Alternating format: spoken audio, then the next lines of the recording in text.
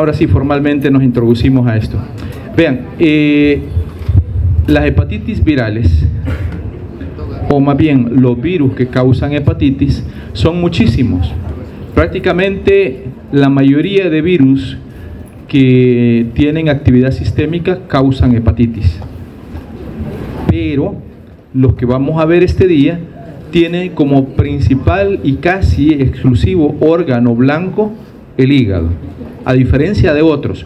Vamos a poner algunos ejemplos que ya vieron. Citomegalovirus puede causar hepatitis. El virus de la fiebre amarilla puede causar hepatitis. Los virus dengue pueden causar hepatitis. Déjenme ver, algunos herpesvirus podrían causar también hepatitis. Por lo tanto, si nos vamos a agruparlos por el hecho de que causan hepatitis, muchísimos son los virus que la causan. Pero la razón de incluir a estos grupos de virus acá es porque su órgano principal, su órgano blanco, es el hígado. Y prácticamente su única enfermedad asociada es la hepatitis. Aunque esta es una forma artificial de agruparlos. ¿Por qué? Porque hay 5 virus causantes de hepatitis, o conocidos como virus causantes de hepatitis, que tienen orígenes diferentes, que tienen taxonomía y clasificación diferente. Aquí hay virus ADN, hay virus ARN, hay unos que no son virus propiamente, que se estudian acá. En resumidas cuentas, son 5 agentes los que causan hepatitis y los que vamos a ver este día. El virus de la hepatitis A, el virus de la hepatitis B, el virus de la hepatitis C, el virus de la hepatitis D y E. Hay otros más, pero que todavía no se conoce a ciencia cierta si en efecto se asocian con hepatitis, porque hay unos, el de la hepatitis G, por ejemplo, que aunque ya se menciona, pero no se asocia con enfermedad en el humano. Y si ustedes se fijan, hay otros agentes, varios otros agentes, que pueden causar hepatitis, pero que no es su órgano diana por excelencia, sino que son múltiples órganos, incluyendo, como les dije, el virus de la fiebre amarilla.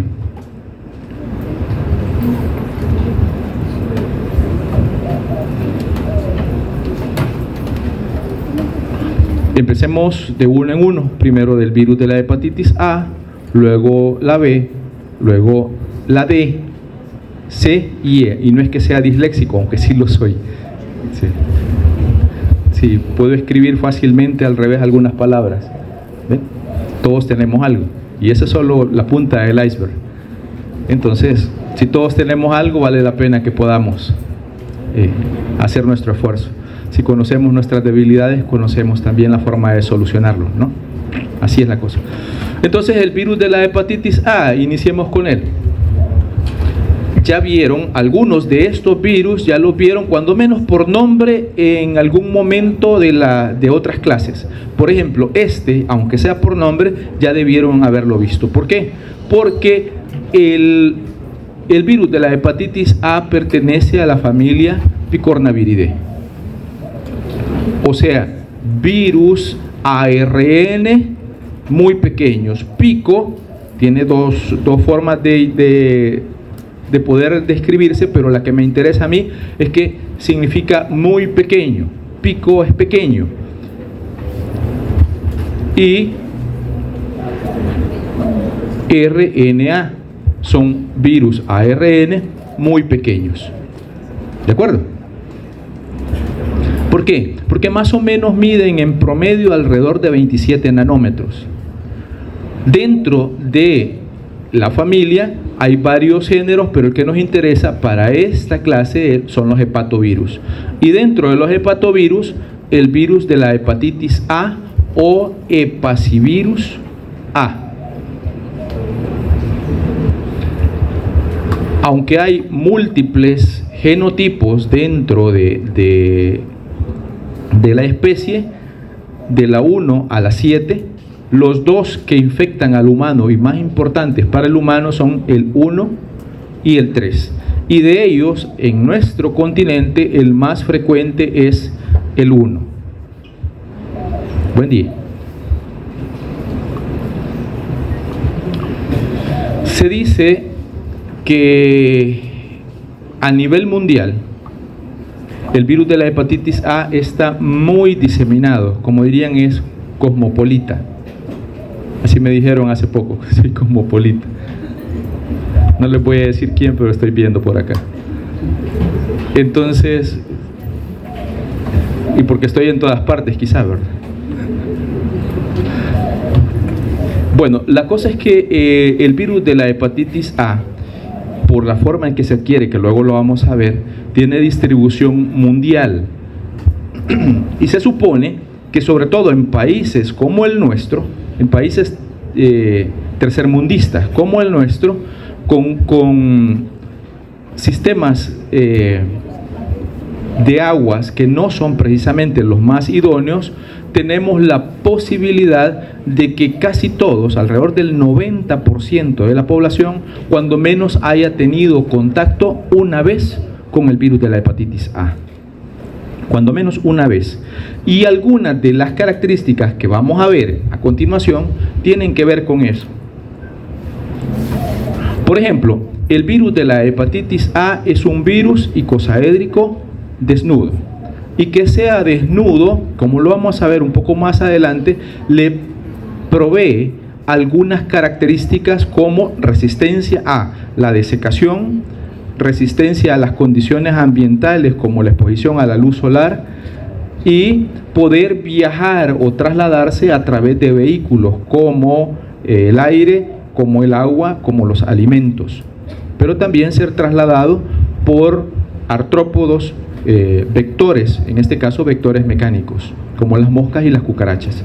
Por lo tanto, es muy posible que tengamos acceso al virus fácilmente. Luego, esto es como repetir lo que vieron con picornaviridae, solo que de una forma muy resumida. Existen 4 proteínas estructurales, la BP1, BP2, BP3 y BP4, y las 4 forman parte de la cápside viral. Pero la BP1, BP2 y BP3 están en la parte externa de la cápside viral, y en la parte interna de esa cápside hay como una especie de alfombra formada por BP4. De hecho, entre BP1, BP2 y BP3 forman una estructura que no sé si la Lic Magaña se los dijo, pero igual yo se los ha de haber dicho, porque yo no estuve en esa clase, pero se lo recuerdo, una estructura como de presión que recibe el nombre de cañón. ¿Sí? Entre ellas, entre la BP1, BP2 y BP3, forman una estructura como de presiones grandes, profundas, que se les conoce con el nombre de cañón. ¿De acuerdo? El cañón, ¿por qué es importante? O estos cañones, ¿por qué son importantes? Son importantes porque en conjunto esa estructura, ese agujero, forma el receptor o el espacio que sirve para recibir al receptor celular. Luego, también es importante que es su genoma un ARN de cadena única y de sentido positivo, y por lo tanto el genoma es infectante. Luego vamos a ver algún dato de cómo pueden entrar estos virus o cómo pueden infectar estos virus a la célula.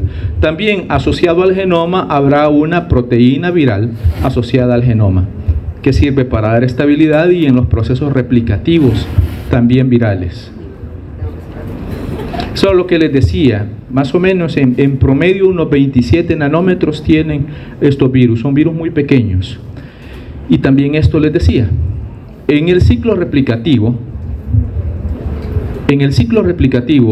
de los hepacivirus, el punto primero, de la patogenia, el punto primero es que como son virus desnudos, tienen como forma de ingreso a nuestro organismo la ingestión, son ingeridos. Luego pasan el tracto digestivo y llegan a los hepatocitos. Y en los hepatocitos, el receptor para ellos es la glucoproteína semejante a mucina, o el receptor para virus de la hepatitis A. Este receptor que podríamos decir es esta es la célula, imaginen, es este receptor se une al cañón, y una vez se une al cañón, genera cambios conformacionales en la cápside, y esto podría facilitar dos cosas. Número uno, la endocitosis mediada por receptor, que es una de las formas en las que el virus puede ingresar completo, pero la otra, esta es una alternativa y que en los Picornaviridae se da, es que se genere un fenómeno conocido como extrusión. Quizás lo conocemos o lo hemos, por alguna razón, lo hemos escuchado más con los bacteriófagos. Y si no, pues entonces se los narro en este momento. Es un mecanismo poco común entre todos los virus, pero sucede. Y es lo que sucede o puede suceder con estos virus, es que la cápside se mantiene afuera, se queda afuera de la célula, pero inyecta el genoma al interior de la célula. El virus se une, esta es una de las posibilidades, el virus se une, y la primera posibilidad es que al unirse genere todos los cambios en la membrana plasmática que permitan la endocitosis mediada por receptor. Pero la otra es que genere modificaciones en la estructura o en la conformación de la cápside, y esto haga que literalmente la cápside se quede afuera, pero el genoma ARN sea inyectado al interior del citoplasma. Eso se llama extrusión. Diga. Ahí pierde todo. Ahí, de hecho, si vamos a la lógica de la replicación, adhesión es la primera. Luego la siguiente es la entrada a la célula. Y la tercera es la descapsidación o pérdida de la cápside. Aquí en un solo evento hacen las dos cosas. Es decir, se sale de la cápside, más bien penetra el virus, que en este caso es el ARN mensajero, o el ARN de sentido positivo, y a la vez se libera de la cápside. Les iba a decir algo, pero solo vi para acá y de pronto se me olvidó. No es que vi a nadie, sino que vi para acá, que quede claro. Entonces, como les digo, una de las formas comunes de entrada es la viropepsia, pero la otra podría ser la extrusión. Extrusión. Después, como ustedes lo vieron, la replicación de ese genoma se da en el citoplasma, y esta replicación implica dos cosas. Una, la síntesis de ARN, que en este caso es de sentido negativo, que va a servir de molde para los genomas, y esa síntesis de ARN de sentido negativo también que va a servir de molde para más copias de los ARN mensajeros virales. Aquí se da también otro evento que ya se los había dicho Lic Magaña, yo solo traigo a cuenta una porción de ella, es que se generan varias poliproteínas, que el virus codifica para varias poliproteínas. Vamos a una fase avanzada en la replicación, en la síntesis de macromoléculas, y estas poliproteínas, por ejemplo, esta que se forma P1, P2, P3, la P1 implica, sobre todo la P1, implica la presencia de las proteínas estructurales BP1, BP2, BP3 y BP4. Esto quizás lo voy a decir en este momento porque aplica para muchos virus. Ojalá y logren revisar en sus materiales y van viendo muchos virus en su proceso de traducción. Primero generan proteasas o a veces generan una poliproteína, y a la par de la poliproteína una proteasa. Muchos virus hacen esto, la producción de una proteasa. ¿Por qué? Porque la proteasa corta estas proteínas, esta poliproteína, en proteínas funcionales. Esta proteasa puede actuar en el momento o puede actuar después de que el virus ha salido de la célula. Lo importante de esto y lo digo desde ya porque pueda que en el otro ciclo ustedes así lo vean en fármaco, es que trabajen con los inhibidores de proteasas. Entonces, la importancia de trabajar con los inhibidores de proteasas y saber qué virus tienen proteasas y qué no, es que ustedes fácilmente pueden interferir en la virulencia y la capacidad del virus para ser infectantes. Esto pasa con VPH, con VIH, pasa también en este caso con los virus de la hepatitis A, también pasa con el virus del dengue. Entonces es importante, es muy importante que ustedes vayan haciéndose a la idea de que no van a darle un antiviral solo porque sí a las personas, sino que sabiendo qué función del virus pueden atacar. Y en este caso, para el virus, esta es una debilidad, el hecho de necesitar una proteasa. Entonces pasa esto, y luego el genoma es encapsulado por las proteínas de la cápside en el citoplasma, pero aquí se da un fenómeno bastante importante. Normalmente habíamos dicho, grábenlo esto, por favor, grábenlo. Habíamos dicho que los virus desnudos usualmente salían por un virus desnudo normalmente sale por lisis. Ahora les tengo un dato. Los virus que causan hepatitis no destruyen el hepatocito, no causan lisis. Ninguno de los virus que causa hepatitis causa lisis. La lisis que llega a darse en los hepatocitos es por el sistema inmune actuando, intentando destruir al virus. Por lo tanto, ¿cómo saldrá este virus entonces? El virus de la hepatitis A. Pues utiliza él y otro que vamos a ver más adelante, utiliza un mecanismo que no es muy común entre los virus desnudos. Este virus sufre morfogénesis, es decir, se forma el virión en el citoplasma y es envuelto en vesículas, en paquetes de 1 hasta 5 virus envueltos en vesículas, y sale por exocitosis, pero no sale al torrente sanguíneo. Claro, sale al espacio extracelular, pero el espacio extracelular es el espacio que el hepatocito comparte hacia los canalículos biliares. Por lo tanto, estas vesículas cargadas de virus salen a los canalículos biliares. Y si salen a los canalículos biliares, ¿hacia dónde van estos paquetes de virus? ¿Hacia dónde van? ¿Hacia dónde van? Solo sigan la idea. Si salen a los canalículos biliares, ¿hacia dónde van estos paquetes de virus? Van a la vesícula y posteriormente ampolla de váter y a las heces, bueno, al duodeno, ¿cierto? Entonces van acompañados de las sales biliares. Allá se desintegran las vesículas y entonces los virus viajan ya en las heces. Por eso es que los virus, en este caso, estos virus salen a las heces y no salen a la sangre. Por eso la forma más común de transmitirse de estos virus es por ingestión literalmente de heces. ¿Se entiende?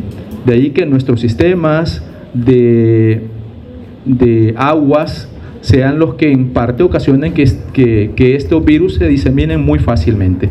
¿Se entendió esto? ¿Puedo continuar? Ok. Bueno, esto es lo que les decía, ya está. ¿Quién es el principal reservorio? El humano. No hay otro hospedero natural. Sí pueden haber primates que alberguen al virus, pero el principal reservorio es el humano. La transmisión es principalmente fecal-oral. Otros virus, me refiero a otros de hepatitis que veamos más adelante, tienen otras formas de transmisión, pero la que interesa para el virus de la hepatitis A es fecal-oral. Se adquieren principalmente por ingestión de las partículas virales. Y la dosis infectante es muy baja. Pueden ser de 10 a 100 partículas virales, suficientes para causarnos infección. Ahora, hay 2 ciclos de infección. el ciclo corto y el ciclo largo. El ciclo corto es tan sencillo como que un individuo tiene hepatitis o tuvo hepatitis y continúa expulsando virus de la hepatitis A, y mientras siga expulsándolos puede estar preparando alimentos. Entonces, claro, va al baño, no se hace bien las manos, las uñas, prepara comida y otro incauto se come esas comidas y se come las partículas virales. Esa es la forma del ciclo corto. La forma del ciclo largo implica que vaya las heces al sistema de alcantarillados, que por ejemplo, porque puede suceder que estas aguas que llegan, por ejemplo, a Celguate, allá por Aguilares, sirve para irrigar algunos cultivos, rábanos, lechugas, repollo, etcétera, y que luego vienen a la tiendona o llegan al Super Selectos, los compramos, no les hacemos una adecuada cloración y por lo tanto después no los comemos. Eso es un ciclo largo. Dentro del ciclo largo hay una situación importante, y esta es una de las razones por las que yo dejé de comer ostras y conchas. Las ostras y las conchas son moluscos bivalvos. Su principal forma de nutrición es por filtración.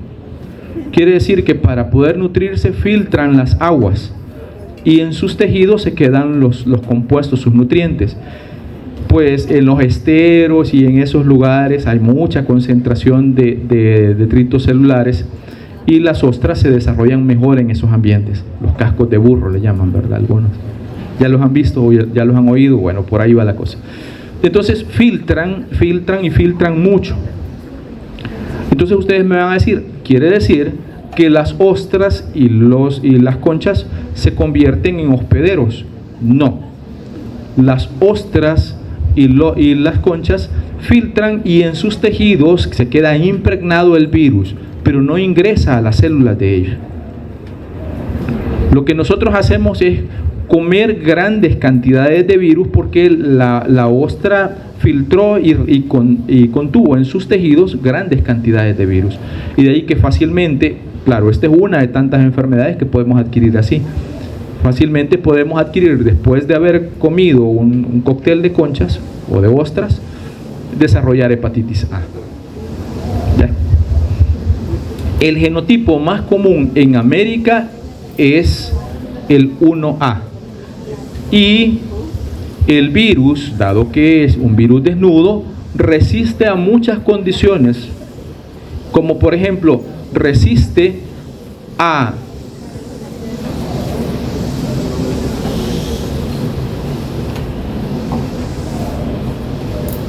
vos sos de allá y usted de allá.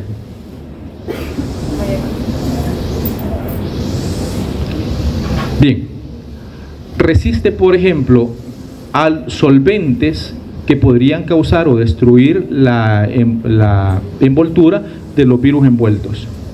Resiste los ácidos y por ejemplo fácilmente puede resistir un pH de 1 por hasta 2 horas.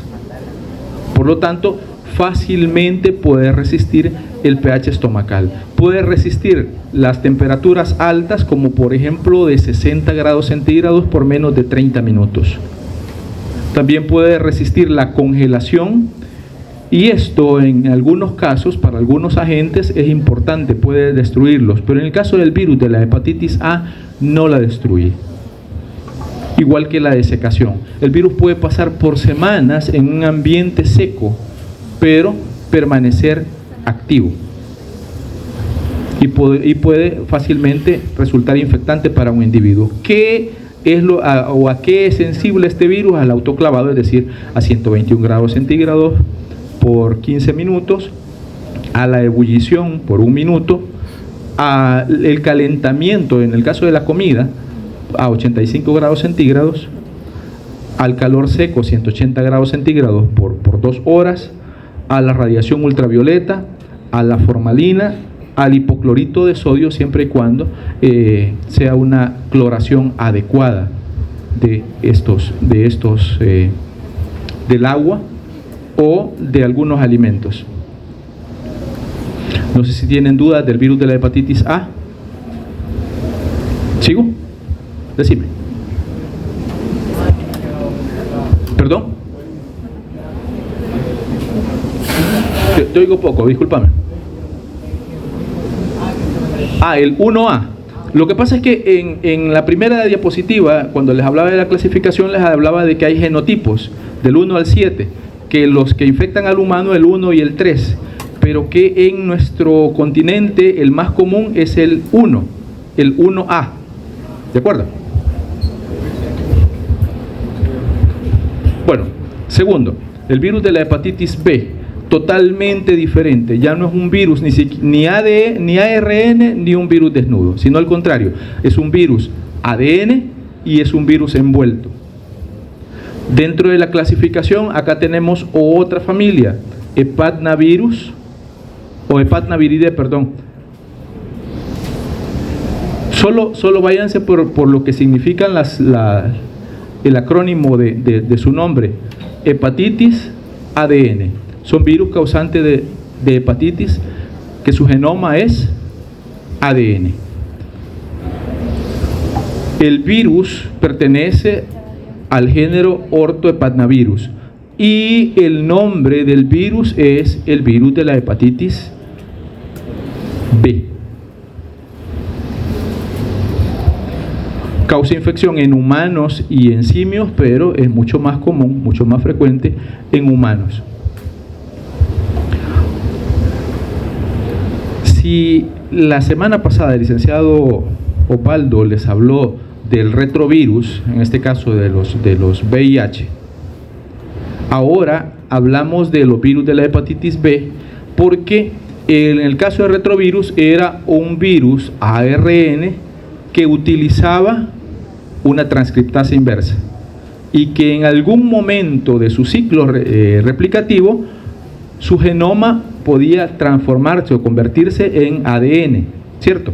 Ahora tenemos un caso inverso, es decir, este es un virus ADN, pero que en algún momento de su ciclo replicativo tiene un ARN intermediario, es el inverso.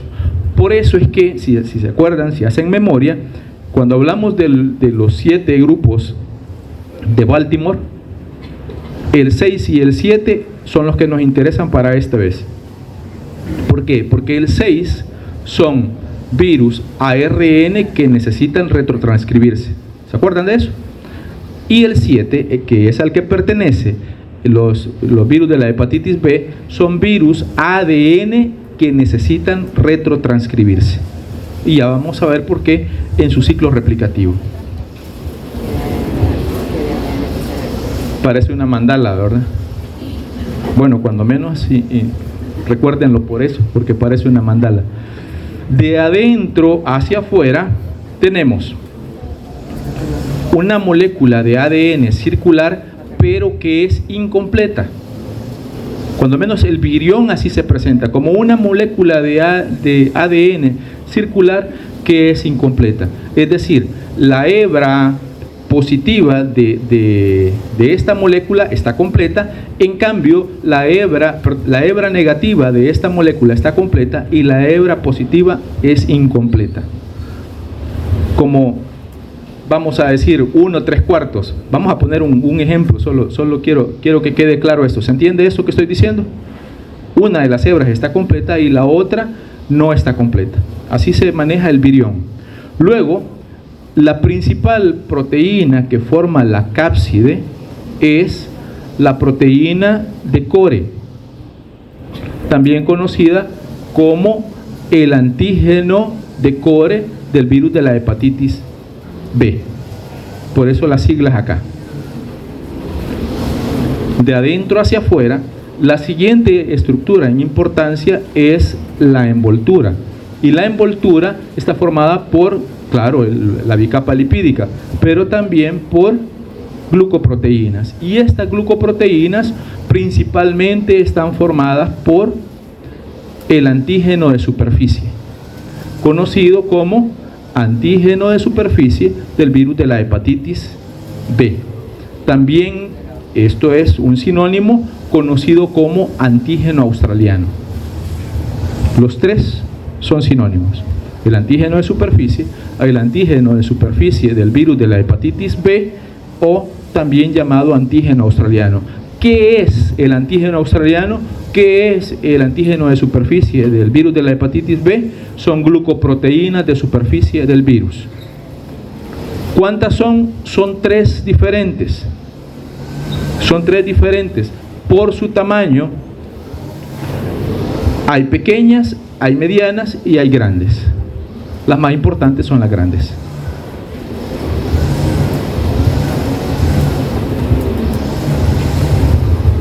También en el interior del virión, en el núcleo del virión, se encuentra una ADN polimerasa. Esta ADN polimerasa tiene acción o efecto de transcriptasa reversa. ¿Qué quiere decir? Que utiliza como molde un ARN para fabricar ADN. Por eso es retrotranscriptasa, o una transcriptasa o una polimerasa de ADN.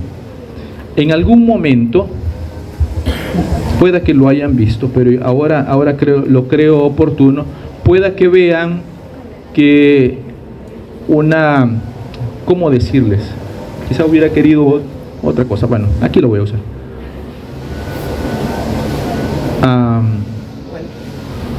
Polimerasa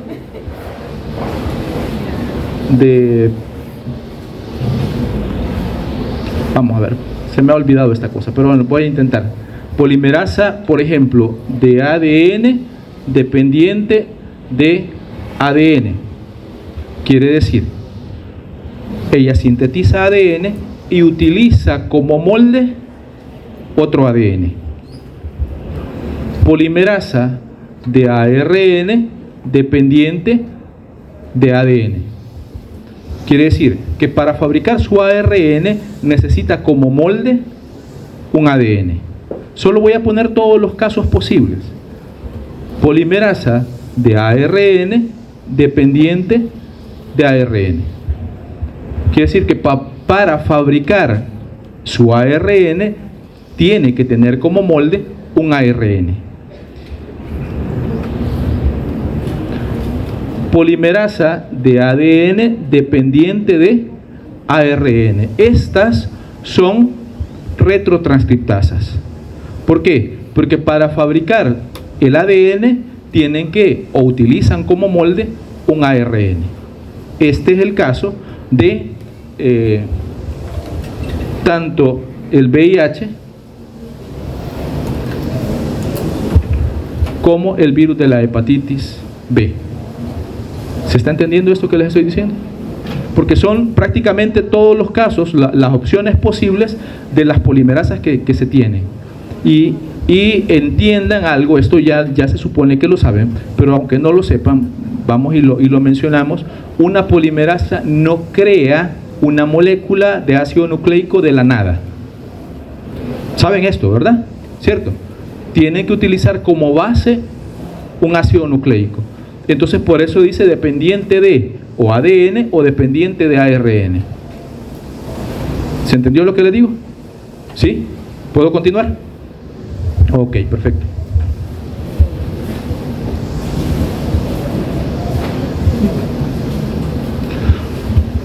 Tiene varios, le llaman marcos de lectura abierto. El símil que hay para nosotros de los marcos de lectura abierto son los exones. Los virus no tienen intrones y exones, pero la codificación de proteínas o poliproteínas está definido por un codón de inicio y un codón de terminación. Ese espacio marcado entre el codón de inicio y codón de terminación será un marco de lectura abierto. Habrá algunos que sí podrán ser codificables y otros que no, aún en los virus. Entonces, esos grupos, esos fragmentos de ácido nucleico se conocen con el nombre de marcos de lectura abierto. Los marcos de lectura abierto, el que más interesa para lo que tiene que ver con el virus de la hepatitis B, es el marco de lectura abierto 4. ¿Por qué? Porque él codifica para 4 proteínas importantísimas del virus, que son estructurales o funcionales. Por ejemplo, tiene el antígeno de superficie, tiene el antígeno de core, tiene un pequeño transactivador que es conocido como proteína X, y la polimerasa, en este caso que es la transcriptasa inversa, que también es conocida como P.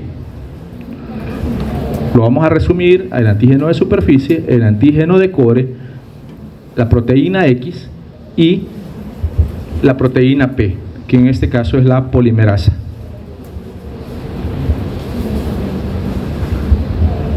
En el ciclo replicativo del virus de la hepatitis B, que lo vamos a ver un poquito más adelante, se producen grandes cantidades, pero muy grandes cantidades. Yo creo que esto se lo dijo el doctor Carlos hace unos días.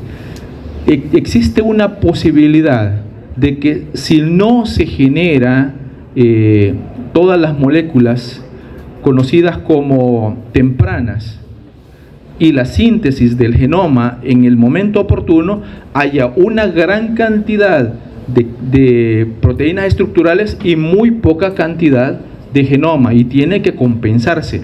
En el caso del virus de la hepatitis B es un poco descompensado la producción de proteínas, y hay una gran cantidad de proteínas de core y de superficie que se están formando, y en relación, a la cantidad de genoma que se está produciendo. Por lo tanto, el individuo que está infectado, o la persona que está infectada, tendrá muchas subpartículas, ojo que con lo que estoy diciendo, muchas subpartículas virales. ¿Por qué? Porque no serán viriones. Una persona que está infectada con el virus de la hepatitis B tendrá 3 tipos de estructuras virales. Una, los viriones, que son conocidos como partículas de Dane, o de Dan, como ustedes quieran, que son, como ya lo dije, son viriones, son estructuras completas del virus, pero habrá otro par de estructuras que solo están formadas por proteínas y glucoproteínas virales, y que en tamaño son muchísimo menos grandes que las partículas de Dane. Pero, claro, esto me estoy adelantando, pero estas son importantes para hacer diagnóstico más adelante, cuando ustedes vean la enfermedad.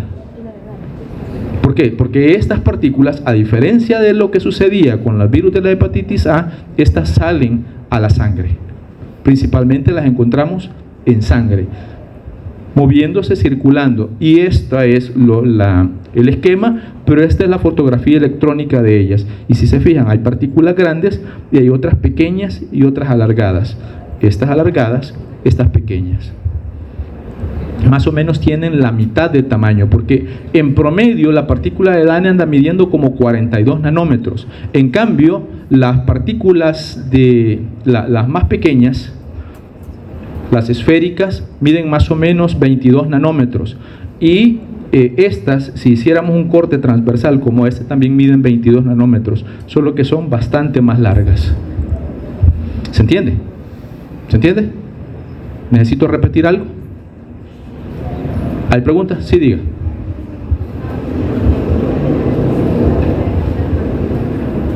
Sí.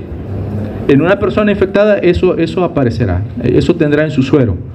Claro, las importantes epidemiológicamente de esas 3 son las partículas de Dane, porque son los viriones y son los infectantes para otro individuo. ¿Puedo seguir? ¿Sí? Ok, vamos con el ciclo replicativo. El ciclo replicativo es bastante interesante. Es un virus ADN, y si es un virus ADN, ¿a dónde por lógica tiene que replicarse? ¿A dónde?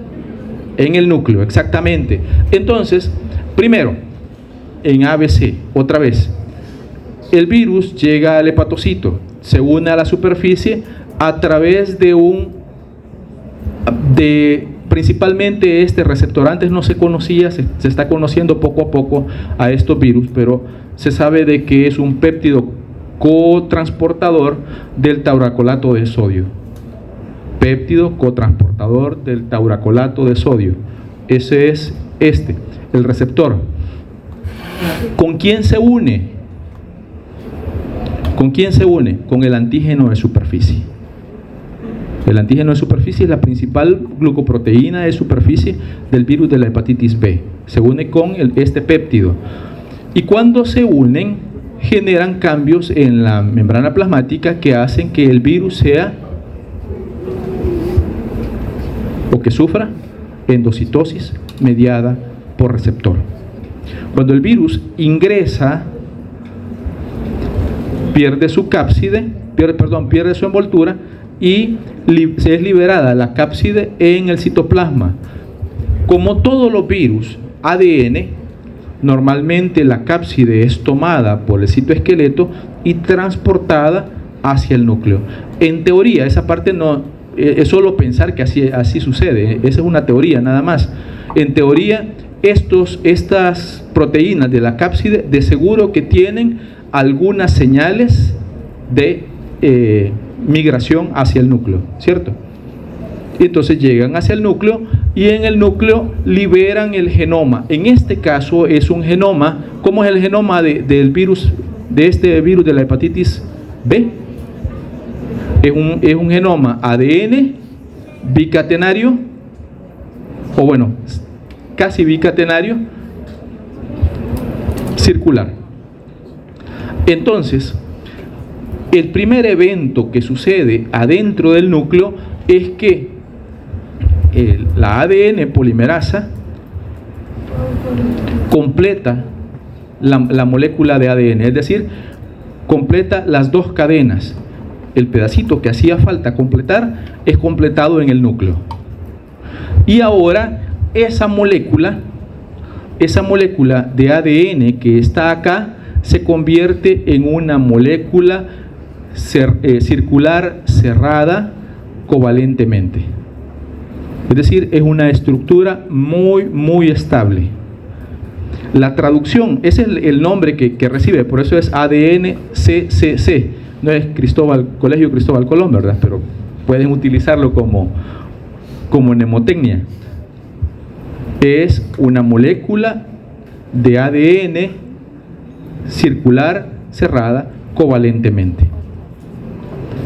La traducción de esto que les estoy diciendo es que es una estructura de ADN que está o que se mantiene anexa, separada a el cromosoma o a los cromosomas o al material genético celular. En otras palabras, esta forma cerrada que se formó es un episoma. Un episoma. ¿Me estoy dando a entender o estoy hablando en chino? Díganme si estoy hablando en chino. ¿Puedo repetirlo? Sí. Está aquí, pero igual lo voy a poner acá. Vamos a ver. Este es el núcleo. Esta es la molécula de ADN circular, cerrada, unida covalentemente. ¿De acuerdo?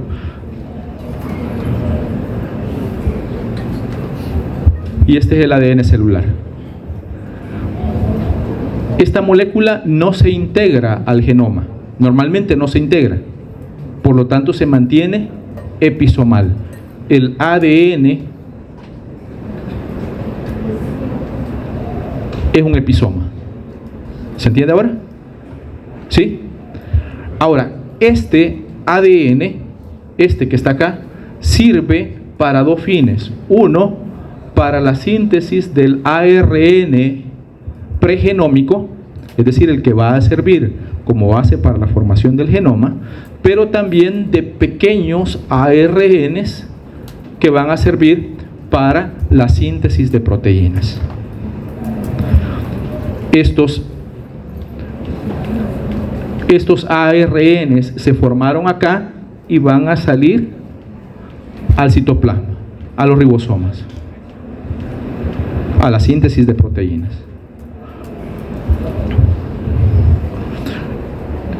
El ARN pregenómico también sale. A diferencia de lo que sucede con la mayoría de virus ADN, que las proteínas de la cápside tienen señal de importación nuclear y vuelven al núcleo. En este caso, las proteínas del virus de la hepatitis B no vuelven al núcleo, sino que se quedan afuera. ¿Por qué? Porque el ARN pregenómico tampoco se queda adentro del núcleo, sino que sale del núcleo. Aquí afuera, en el núcleo, está el ARN pregenómico y empieza a ser rodeado por las proteínas de la cápside. ¿Cómo se llama la principal proteína de la cápside del virus de la hepatitis B? Sí que es un montón de información que les estoy dando al mismo tiempo. ¿Cómo se llama? No es el antígeno de superficie, es el antígeno de core, exactamente. El de superficie es una glucoproteína y es de la envoltura. Eso olvídense en este momento. Hola, diga. ¿Qué necesita?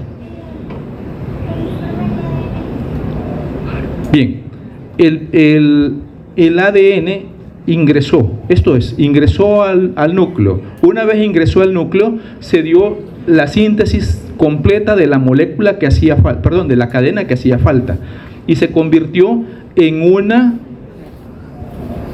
ADN circular cerrado unido covalentemente. ADN-CCC, ¿de acuerdo? Esto es un episoma, está siempre separado del genoma celular. Este va a servir para dos cosas. La uno, síntesis del ARN completo. Toda la molécula se sintetiza. Esto se conoce como ARN pregenómico. Y dos, una gran cantidad de pequeños ARN mensajeros. Cada uno de ellos va a codificar para una proteína. ¿Está bien? En los dos casos van a salir del núcleo y van a ir al citoplasma. ¿Quiénes? Dos casos. Todos los ARN mensajeros y el ARN pregenómico. Estos ARN mensajeros van a dirigir la síntesis de proteínas, las proteínas sobre todo estructurales, y el ARN pregenómico empieza a ser rodeado por la proteína principal de la cápside, que es el antígeno de core. Lo que forman es un núcleo. Este núcleo. ¿Qué tiene ese núcleo? Tiene una ADN polimerasa, que es la transcriptasa reversa, tiene el ARN pregenómico y tiene alrededor las proteínas de core. Ahora, ya formada esta estructura, este núcleo tiene dos posibilidades. Primero, ir al retículo endoplásmico rugoso, adquirir la envoltura con sus glucoproteínas y salir por exocitosis. La segunda es que no entre al retículo endoplásmico rugoso, sino que esta molécula sufra la síntesis del ARN. Bueno, aquí se me quedó un dato todavía, acá, en este momento. La ADN polimerasa utiliza como molde el ARN pregenómico que estaba inmerso en su núcleo y lo utiliza para la síntesis de ADN, una síntesis inconclusa de ADN. Entonces ya se sintetizó el ADN a partir de ARN, aquí se dio ese evento, y lo que viene a continuación, ahora sí, serán dos pasos. Uno, o que el núcleo capte o geme en el retículo endoplásmico rugoso y sea exportado hacia el exterior a través de exocitosis, o que la partícula o el núcleo vuelva al núcleo. ¿Para qué? Para continuar el proceso infeccioso de esa célula. Otra vez pierda la cápside, otra vez esa molécula inconclusa de ADN sea completada en el interior del núcleo, se forme el ADN cerrado, circular cerrado covalentemente, y otra vez dirija la síntesis de ARN, el pregenómico y los ARN mensajeros, y se dé otra vez la formación de nuevas partículas virales. Y esto puede permanecer por mucho tiempo, este ciclo de infección. Esto genera, o es una de las cosas que genera que la célula permanezca infectada por mucho tiempo. No la mata, porque un buen parásito no mata. Se aprovecha, pero no mata. No es que es cierto. Van a ver, la teoría de los parásitos por excelencia, ¿cuál es? Que se adapten tan bien a la célula o a su hospedero que no lo maten. Porque si no, si son malos parásitos cuando lo matan. ¿Por qué? Porque ya no tienen de quién vivir. Piensen eso, en la vida también funciona. Sí, los parásitos así son. Y bien, hay un dato todavía último que me queda. Pueda que... esto es un relajo, ¿verdad? ¿Qué hago? Vamos. ¿Alguien necesita que vuelva a decir algo de lo que he dicho hasta el momento? No, ya no. Sí. Ya, mejor terminemos. No quiero eso. Bien, vale. Pueda que aquí, en lugar de tener una molécula, le llaman, o una forma de llamarles es una, oigan cómo suele llamarse, algunos libros así lo dicen, una molécula de ADN cerrada, tiene un nombre, es como laxa, como relajada, ese es el término, como relajada. Hay otra forma en donde o que se puede tener el material genético que se forma o que se produce aquí, y que son las formas que realmente importan cuando tiene que ver con el carcinoma de células hepáticas o de los hepatocitos, y es que pueda que no se forme una molécula lineal, perdón, una molécula circular de ADN, sino que se forme una molécula lineal que no es típica, que no es la forma correcta, que no es la forma común de producción de moléculas de ADN. Y esta molécula lineal, cuando ingresa en el núcleo, no va a formar una estructura circular cerrada covalentemente, sino que lo que va a hacer es integrarse en el genoma de la célula. Y cuando integra el genoma de la célula, entonces puede predisponer a carcinoma en ese individuo. Esos virus o esos núcleos virales que en teoría son defectuosos, no producen o casi no producen partículas virales, y como no producen partículas virales, se mantiene integrado al genoma, y en la medida en que se va multiplicando esos hepatocitos, también van trasladando ese genoma integrado, y pueden, como les digo, conducir o terminar conduciendo a cáncer. Bien, termino esto. Finalmente, el virus, esto ya lo dije, el virus va a gemar en el retículo endoplásmico rugoso y va a salir por exocitosis. La distribución del virus también es universal, es cosmopolita. El hospedero principal es el humano, y si se adquiere un humano, normalmente lo adquiere de otro humano. La transmisión principalmente es parenteral, por lo tanto, el virus de hecho está presente en sangre y en algunos fluidos corporales como secreciones vaginales o como el semen, y por lo tanto es un virus que se transmite fácilmente a través del contacto sexual.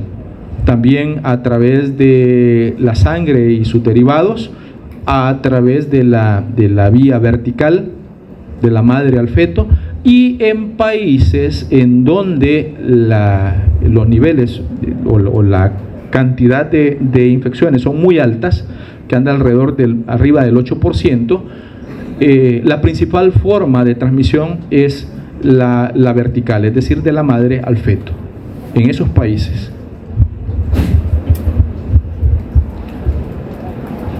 Resiste al éter, a pesar de que es un virus envuelto, a los ácidos, a las temperaturas de 37 grados centígrados y a la congelación. Es sensible a la ebullición, es sensible al hipoclorito, es sensible, en el caso de los ácidos, a los ácidos inferiores o iguales a 2.4 es sensible. Creo que es lo único que tengo del virus de la hepatitis B. Vamos con el de la D. Hola, ¿alguien me pregunta algo? Bueno, en tiempo voy a ir disminuyendo ya cantidades, así que como a las 9:30 habremos terminado. El virus de la hepatitis D realmente no es un virus. Algunos dicen que es un viroide, o un virus defectivo, o un virus incompleto. ¿Por qué? Porque el virus de la hepatitis B, por él mismo, lo que está codificado en su genoma, no es suficiente o para causar una infección o para multiplicarse adecuadamente y continuar su proceso evolutivo y su ciclo replicativo natural. Ojo con esto, porque esta sí es pregunta posible de examen también. El virus de la hepatitis D necesita del antígeno de superficie. ¿De qué virus? Del virus de la hepatitis B. Si vamos a ver primero la estructura y luego qué es lo que sucede. El virus es icosaédrico. El virus tiene un core o un núcleo, o núcleo es una forma de llamarle, no es que exista un núcleo como tal, sino porque está encerrado el genoma está encerrado en un grupo de proteínas, lo que nosotros llamamos nucleocápside, pero habrá libros que lo encuentren como core, muchísimos virus en donde les habla de core y se refiere a eso, a un núcleo, pero es lo que conocemos como las nucleoproteínas, nucleocápside. Entonces, en este caso, el core está formado por el antígeno del virus de la hepatitis D, que son las proteínas de la cápside. Estas proteínas de la cápside hay de dos tipos, las pequeñas y las grandes, S pequeñas, L grandes. Luego, el genoma es un ARN de cadena única y sentido negativo que es circular. Y este es el nombre con el que se conoce a estos agentes, deltavirus. Ese es el género. Ahora, tienen género, pero no tienen, o son huérfanos hasta este momento en cuanto a familia, porque no hay una familia que sustente a este género. Si está el género es deltavirus y la especie de virus de la hepatitis D, pero insisto, es un virus defectivo, un virus incompleto o también llamado viroide. ¿De acuerdo? Entonces, bueno, me sirve esto solo para mencionar. Este es la cápside, esta interna, y dentro de esa cápside existe el genoma que es ARN. Y si se fija, el exterior sí es un virus envuelto, pero la envoltura no es propia, sino que es del virus de la hepatitis B. Por lógica, esto piénsenlo y sépanlo y vayan acomodándolo ya en algún lugar para que lo puedan sacar pronto. Un virus de la hepatitis D no puede infectar si no existe una infección al mismo tiempo, es decir, concomitante o cuando menos anterior del virus de la hepatitis B. Si no está acompañándolo el virus de la hepatitis B, el virus de la hepatitis D no puede infectar a la célula. ¿Se entiende esto? ¿Sí? Tienen que estar los dos virus para que el virus de la hepatitis D pueda desarrollarse, pueda desarrollar su ciclo replicativo. Si no está ahí adentro de la célula el virus de la hepatitis D, no hay replicación del virus de la hepatitis D. ¿Entendido? Ok, diga. Sí, así es. O sea, ya tiene que haber una infección previa o al mismo tiempo causar la infección. Pero no puede llegar él por su cuenta sin que antes haya una infección por el virus de la hepatitis B. Más o menos esto es el ciclo replicativo que llevan estos virus. Hay un dato importante dentro de todo esto, hay varios datos interesantes. El receptor, ¿quién creen que es el receptor para el virus de la hepatitis D? El péptido cotransportador de tauracolato de sodio. Exactamente. ¿Por qué? Porque la molécula que sirve como receptor viral es el antígeno de superficie, que es de la hepatitis B. Entra por viropepsia, y aquí se da un evento importante. ¿Es un virus ADN o ARN? ARN, pero se replica en el núcleo. Entonces, son datos importantes, son datos especiales de estos virus y pueden servirles a ustedes. Ahora, el ARN viral tiene una actividad de ribosima. ¿Alguien sabe qué es una ribosima? ¿Recuerdan qué es una ribosima?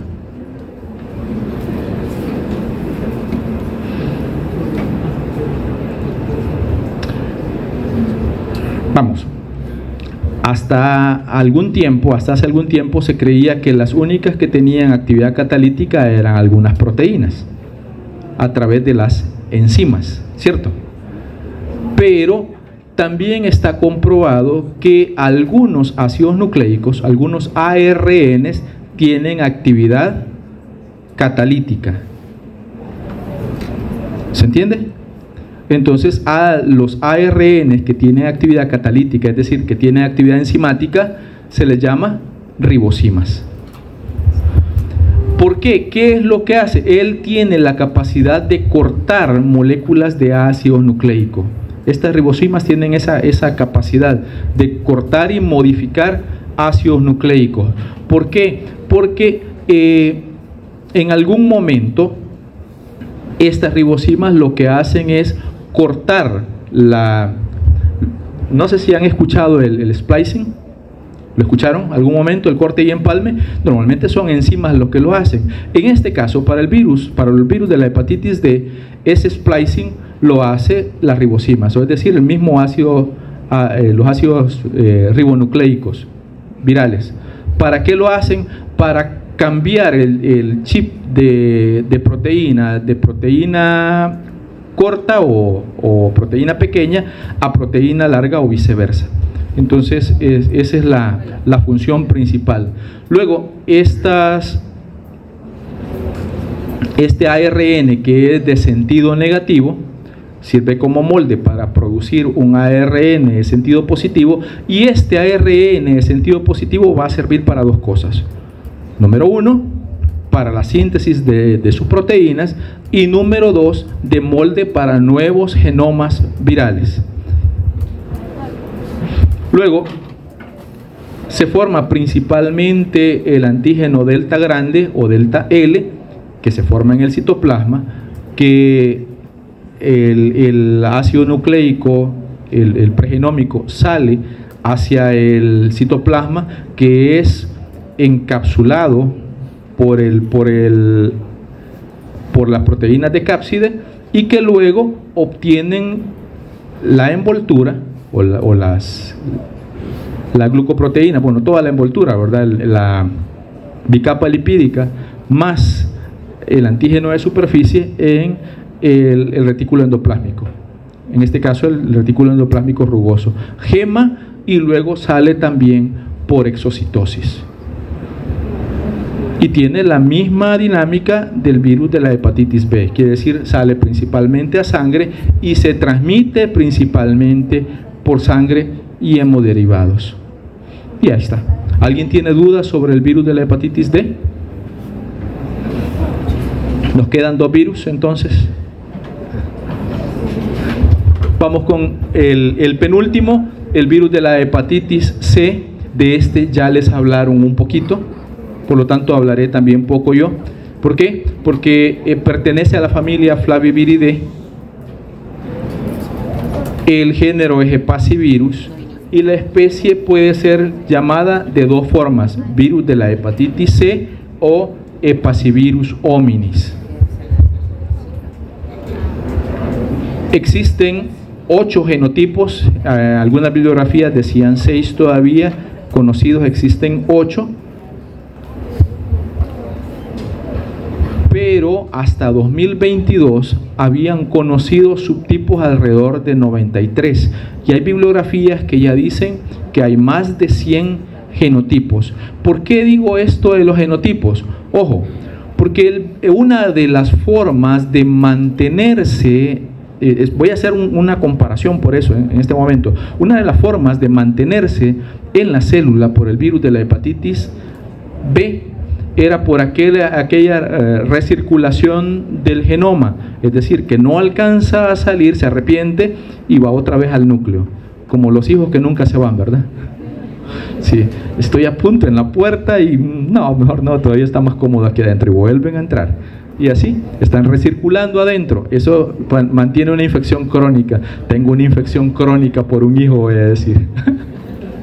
Cualquier parecido con la realidad es pura coincidencia. Entonces, pero, en el caso del virus de la hepatitis C, no sucede eso, o no es por eso que se da la infección crónica. Se dan las infecciones crónicas porque el virus, que es un virus ARN, su polimerasa se equivoca mucho, produce muchas modificaciones, aún en un mismo hospedero, en una misma persona. Hay tantas modificaciones que se forman, o tantas mutaciones que se forman lo que se conoce como cuasiespecies. Es decir, muchas variantes de un mismo virus en un mismo individuo, y esto hace que el sistema inmune no pueda reconocerlo tan fácilmente y que la infección permanezca por mucho tiempo en una persona, por muchísimo tiempo, pueden ser décadas, que condicione el aparecimiento de carcinoma también, primero hepatitis crónica y luego carcinoma. Los 2 principales agentes de carcinoma, ahora sí, aprovechando que ya los mencionamos, son el virus de la hepatitis B y el virus de la hepatitis C, por razones diferentes. Respecto a su estructura, sigue siendo un virus pequeño, mide más o menos 50 nanómetros, es un virus envuelto, es un virus ARN, y ARN de sentido positivo y de cadena única. Como recuerdan, porque este es el caso, por ejemplo, para Zika y para dengue y para fiebre amarilla, tienen en su envoltura glucoproteínas E1 y E2, y la principal es E1. ¿Por qué principal? Porque es la que se une al receptor celular. Luego, en el interior, esto que está en verde es la proteína de la cápside, conocida como proteína C, y adentro está el ARN. En ABC, número 1, el hepatocito es su célula diana, ¿verdad? Por lo tanto, ese es un territorio ganado ya. En el hepatocito, el virus, que sería a través de E1, va a reconocer a 3 potenciales receptores, no 1, sino que 3. ¿Cuáles son? El CD81, un receptor scavenger B1 y un receptor para lipoproteínas de baja densidad. Cualquiera de ellos 3 son potenciales receptores para E1. El virus ingresa por viropepsia, su replicación es como es ARN y es un virus común, normal, se replica ¿dónde? En el citoplasma, pero lo hace en unas estructuras muy cercanas al retículo endoplásmico, al aparato de Golgi, en unas estructuras muy cercanas o un sistema de vesículas muy cercanas al aparato de Golgi, al complejo de Golgi, mejor dicho. Luego, tal vez como dato importante o refrescante de lo que ustedes vieron, es que este virus también produce o genera poliproteínas y por lo tanto necesita de las proteasas para poder cortar estas poliproteínas y formar las estructuras de la cápside y de la envoltura. Finalmente el virus va a gemar en el va a gemar en el complejo de Golgi y va a salir por exocitosis. Ya. Si se fijan, buscamos recordar el ciclo replicativo en una y otra vez. ¿Cuál es la célula diana? ¿Cómo se une? Y para ver cómo se une es cuáles son las proteínas virales, cuáles son las proteínas celulares que permiten unirse. ¿Cómo ingresa? ¿A dónde se replica? Es decir, a dónde sintetiza sus ácidos nucleicos y luego a dónde forma su estructura completa, su virión, y cómo sale. Eso es el ABC del ciclo replicativo. Se finé. Una más, y el último, y este es el más corto de todos. Poco a poco se conoce más de él. Antes se conocía muy poco, ahora sí se conoce un poco más. De hecho, hay cosas que antes no se dieron en algunas clases y ahora vengo y las traigo a cuenta. Número 1. Es el virus de la hepatitis E. Y el virus de la hepatitis E pertenece a la familia, ojo, Epiviridae, no herpe, epe. ¿Por qué? Por el acrónimo epe, hepatitis E, epe, hepatitis E. ¿Se entiende?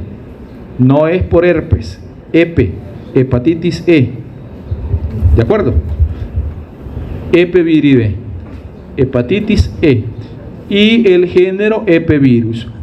Ahora se sabe que hay dos especies que son importantes como causa de enfermedad: los Pasla Epevirus y Pasla. Yo no quiero aprendérmelo, francamente, porque es un acrónimo de varios hospederos posibles que tiene el virus. Así es que no se lo voy a decir porque ni me lo aprendí ni quiero. Pasla Epevirus balayani. Balayani es por el apellido de quien lo describió por primera vez, porque el resto de otros Epevirus tienen usualmente el nombre del hospedero en el que se ha encontrado, pero balayani se refiere al apellido del individuo que lo describió por primera vez. O Roca Epevirus rati. Y Roca, esto sí lo voy a decir, por roedores y carnívoros. Por eso el Roca, eso es un acrónimo, porque como es más fácil de mencionar, por eso mejor lo digo así. Hay 4 genotipos del 1 al 4.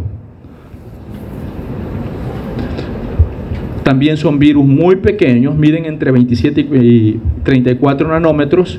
Son virus desnudos, tienen simetría icosaédrica. La cápside está formada por una sola proteína, que es la proteína principal de cápside, conocida como CP. Estas proteínas principales de cápside generan más bien o adoptan la formación como dentaciones o protrusiones, también llamadas espículas. Por eso parece como rugoso la superficie del virus. Es un virus ARN de cadena única y de sentido positivo lineal. Se conoce muy poco del ciclo replicativo del virus.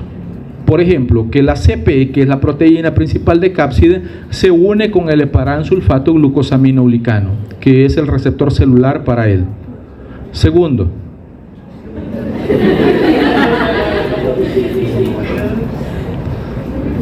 perdieron la clase.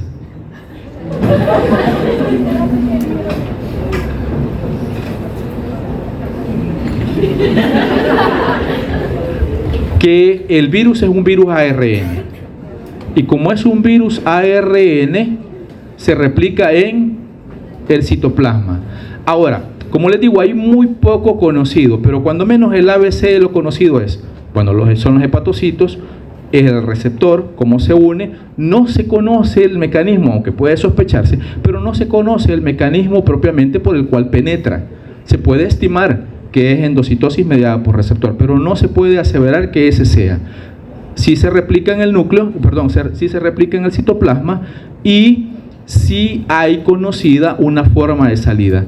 Y esta forma de salida es porque se ha demostrado que ningún virus causante de hepatitis produce lisis celular. Por lo tanto, aunque sea un virus desnudo, no sale por lisis. Sí, como su primito lejano, muy lejano, los hepacivirus, es decir, que forma vesículas, o que es en el citoplasma englobado por vesículas, en donde salen grupos de 1 a 5 viriones dentro de una vesícula, y que estas vesículas no son trasladadas, y eso es importante, no son trasladadas a la sangre, sino que son trasladadas a los canalículos biliares.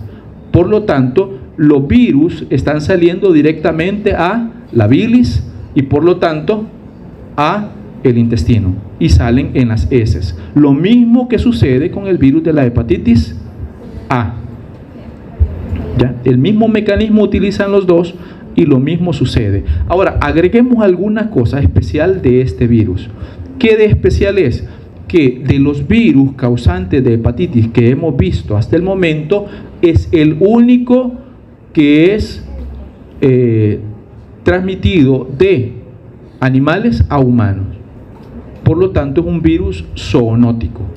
Si puede transmitirse entre humanos, eso es cierto, es posible, pero originalmente el virus parte de un animal y es transmitido hacia el humano. Por lo tanto, la transmisión es el único que genera una transmisión zoonótica.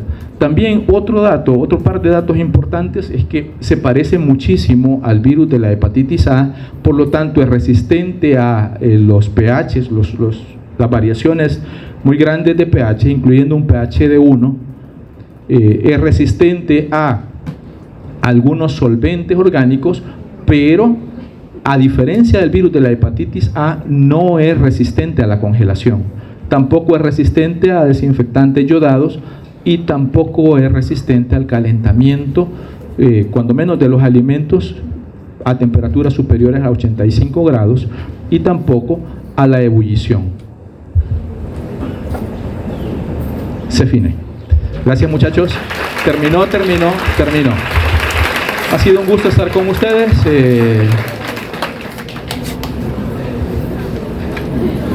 No, ya viera. No, o sea, no soy tampoco así. Lloro por dentro.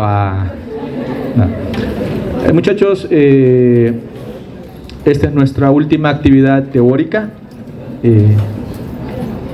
Ha sido un gusto y de verdad un placer estar con ustedes.